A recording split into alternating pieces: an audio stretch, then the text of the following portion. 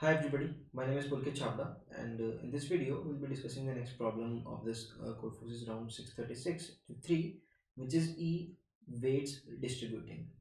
So let's just read the problem and then we'll see how we can approach this problem, right?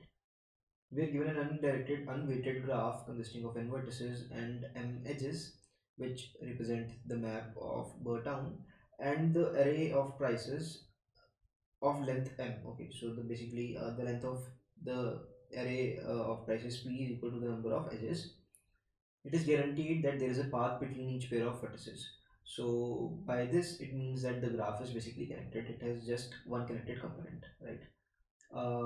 Mike has planned a trip from the vertex A to the vertex B, and then from the vertex B to the vertex C. He can visit the same district twice or more. By district it means node, vertex. So he can visit the same vertex twice or more. Okay, but there is one issue. Authorities of the city want to set a price for using the road. So if someone goes along the road, he should pay the price corresponding to this road. He pays each time he goes along the road.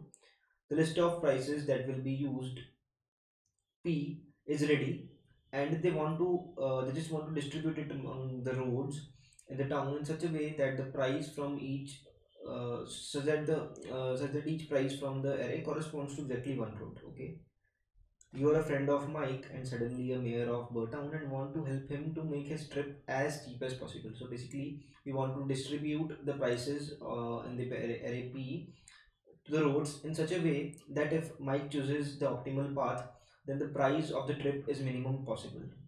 Price for the trip from A to B and then B to C. The collective price should be minimum possible. And it says that we cannot rearrange the prices after the start of the trip. It will be just done once, and the whole trip will be according to that prices only, right? So we have to answer t independent test cases, and in the first line it contains t, which is the test cases, and it can be up to 10,000. Then for each test case we contain five integers in the first line: n, m, a, b, and c, number of districts, number of edges, the initial vertex, the middle vertex b, and the final vertex c. N can be up to 200,000. M can be from n minus 1 to min of nc2 and 200,000. ABC can be from 1 to n because they are just vertex numbers. The number of vertices, the number of edges and the districts in road strip. Okay, in Mike strip.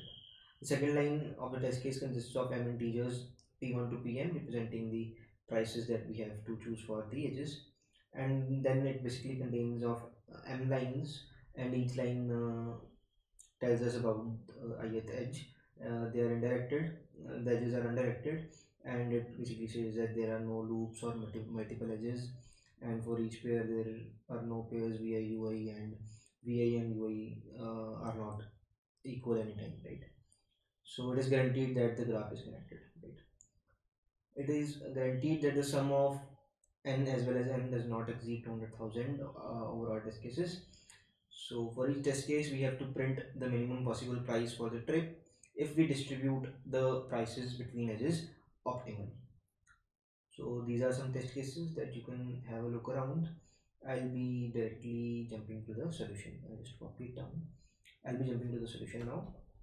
So if you want to think it for yourself, you can go ahead, pause the video right now, and then continue watching. It will be a good time to pause the video and think. So let's basically try to explore the different types of paths that Mike can take.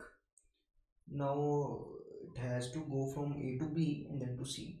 One possible way is that it just starts from A, visits some intermediate nodes, then goes to B, then takes a totally different path which doesn't contain any of the nodes that were in the path from A to B, and then basically reaches C through a totally different path. If this is a case, in such case, let's say the number of edges that it finally used were maybe x. So in this case, if x is x can't be greater than m for sure, because we are using each edge just once. So let's say it used x edges. What we can do is we can assign these edges in any order, the smallest x values of that p array, right? So because that in that way our total cost is going to be minimum possible. And we'll in this case we'll try that we use the minimum number of nodes from a to b and b to c, and that will be our good way to go, right? Another possible type of path that could be taken is that let's say it first goes from a using some nodes uh, b, and then basically it sees that going to C using an altogether new path, let's say, is a very long journey, because we want to minimize the number of different roads that we use to some scenario. But what it does is it come back to that path, maybe to some node, say D. Then using that D, it goes to C, right? So this is a possible way. Another possible way could be, maybe could you can say that why didn't you take that way. It's that it goes to a via some path, then it visits some node in the path back, but it takes a altogether different way. Let's say this. Now I say that and then via that D basically go to C. I'm saying that this way is not an optimal one when compared to this. I mean, this is more optimal because take two examples. Let's say if the path that it takes from D to B is smaller. By smaller I mean it consists of less number of edges, and but in this case we can see that B to D consists of more number of edges as compared to B to D. So what we could have simply done is we could have just took that route back, because A, it has less number of edges. B, if we introduce no more number of edges, then our values will get higher, because introducing more number of edges means we'll have to assign the higher values of prices to that particular routes, and we don't want that. We want our prices to be minimum. So instead we can just take this path back, because they'll have minimum number of edges. Second, we'll not have to introduce some extra roads into our path, right? Another way could have been it's that if the other path was smaller, then we could have simply taken that path from our when we were on our way from A to B. So what I'm trying to say is, let's say this D to B wala path did not contain three nodes, and did not contain three edges, and had just one edge. In that case also, we wouldn't have all really taken this path. We would have just gone from A to D using some path, then directly from D to B, and then back to D using that edge only. So basically I'm saying there is no possibility for a cycle like this. So either it is going to be straight A to B, then B to C, without any any edge being used twice in the path, or it can be in a way it can happen because it's possible that without reusing the edges that we used from A to B, it's possible that the other path towards C is very long, and we basically want to reuse some edges, and then go to C via a new path, right? So if we see this path, this way is actually covered in this way. We came back to some D, and then uh, went to C basically, right? But we could have in this case, let's say if D is equal to B only, then this this way corresponds to this way. We went from A to B, and then from B we remained at B only, and then basically went to C. So we don't really know what this D value will be. It can be anything. It can be anything from it can be any node, but it basically for that node we want is, we'll first go from A to that node D, then D to B, then come back from B to D, then go from C to D, and we want the number of edges from A to D to be minimum possible, B to D also minimum possible, and then D to C also minimum possible, right? Now note that the edges from A to D are going to be present only once in the path, D to C also only once in the path, but the edges from D to B will be present twice in the path, once while going from D to B, and secondly while coming back from B to D. So what we would want to do is we would give the smaller prices to this to these edges which are present twice, because they'll be added twice to our cost, and a slightly higher weight values, higher prices to these roads. But overall we'll be giving the lower values only, but out of the lower values we'll give the more lower values to these edges. That's what I'm trying to basically say. So let's say we are trying for a particular value of d. We'll try for each value of d from 1 to n. We'll see that if the middle node, our intermediate node, let's call it, is a particular node I can be from let's say d only. D can be from 1 to n, and we'll see what is the minimum number of paths, number of basically edges from A to D. Let's call it AD, and then DB and DC. AD, DB, and DC. Let's do the nomenclature in this manner. And what's happening?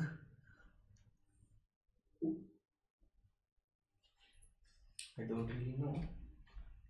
Anyway, I'll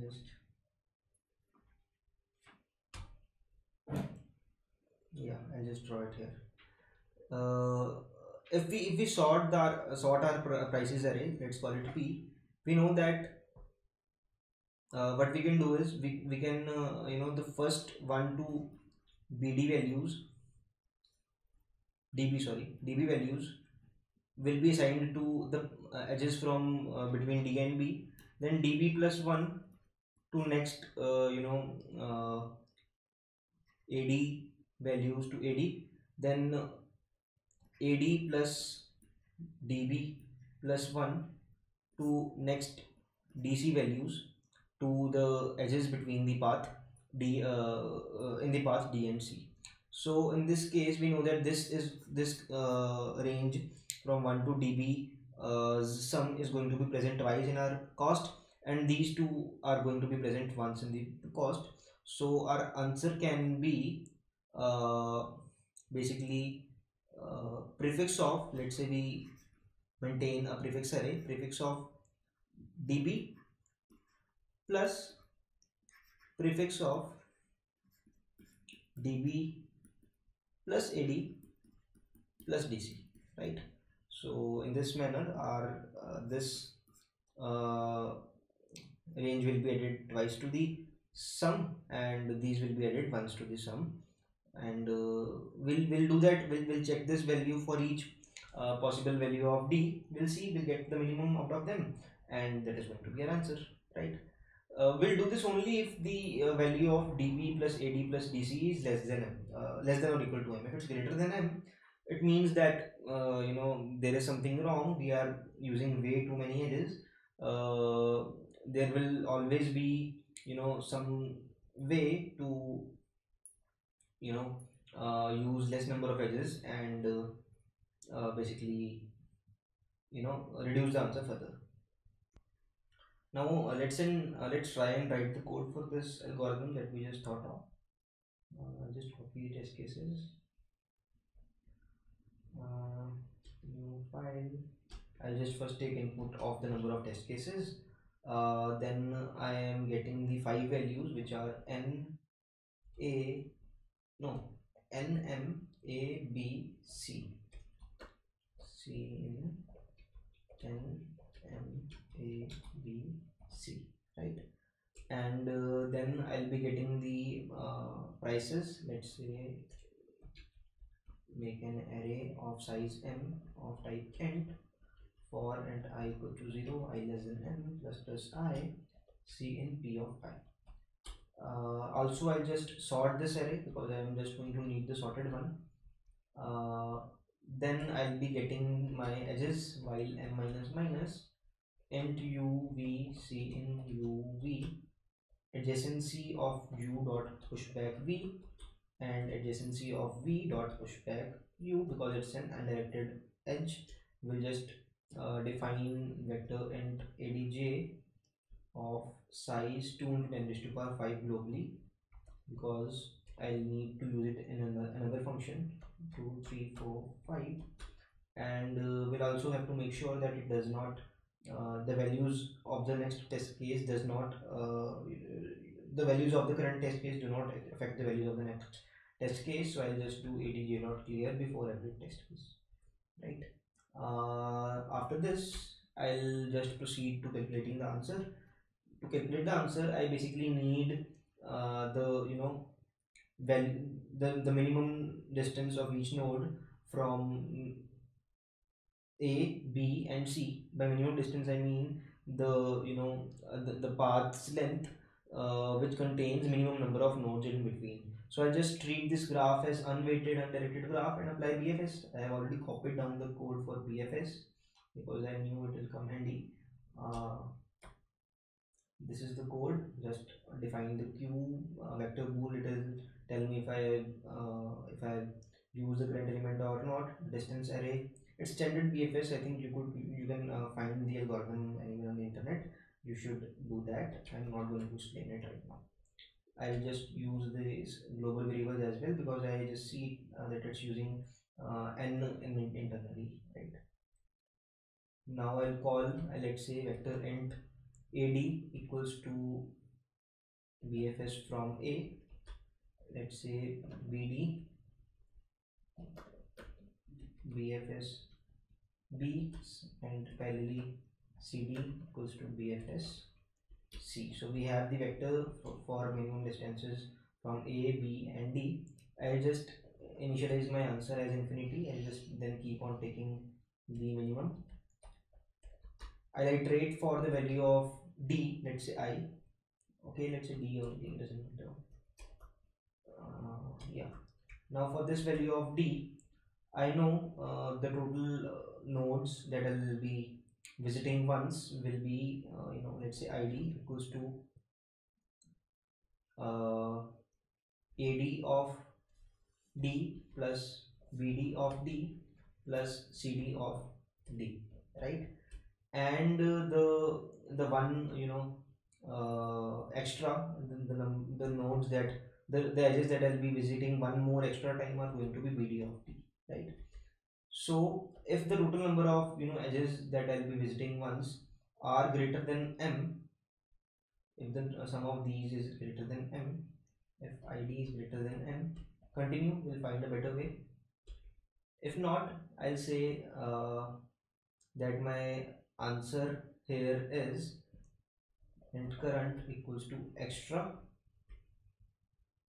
not exactly extra, p of extra, the sum of smallest p smallest extra p values, right? Plus p of, okay, there's a mistake, not p, I'll need the prefix sum, right? uh, Prefix sum, and also I made a mistake, it should be one based. I'll do one based indexing here,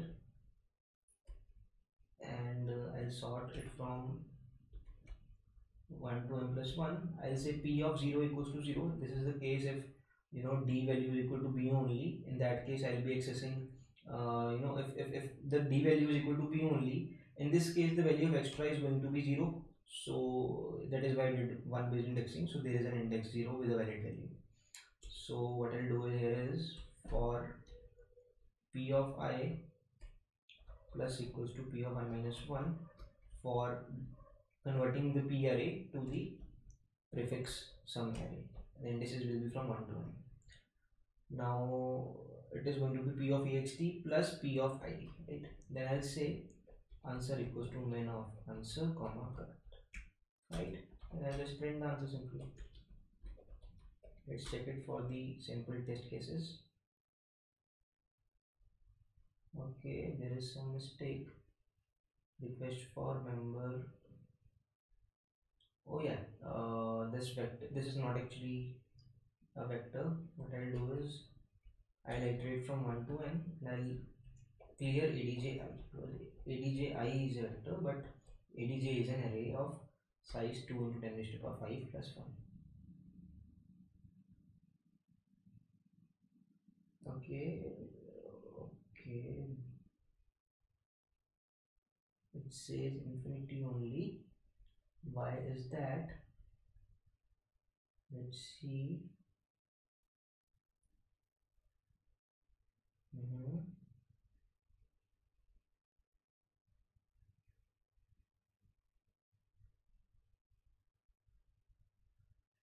Is it something to do with the D array? Let's check the BFS.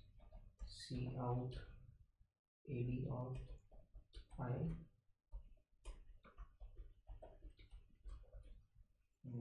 And let's set it from 1 to n. No, this is correct. Then answer is infinity. Then I'm iterating for my D from 1 to n. Then ID is going to be AD of D plus BD of D plus CD of D, and the extra is going to be BD of D. Okay, let's see if it ever comes here.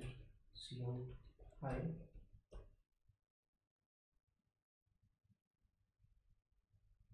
Okay, not exactly.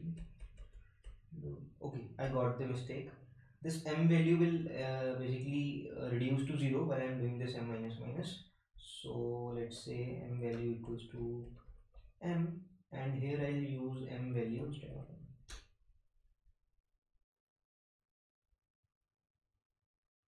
Yeah, 7 and 12 is the are the answers we are looking for. Let's try and submit it.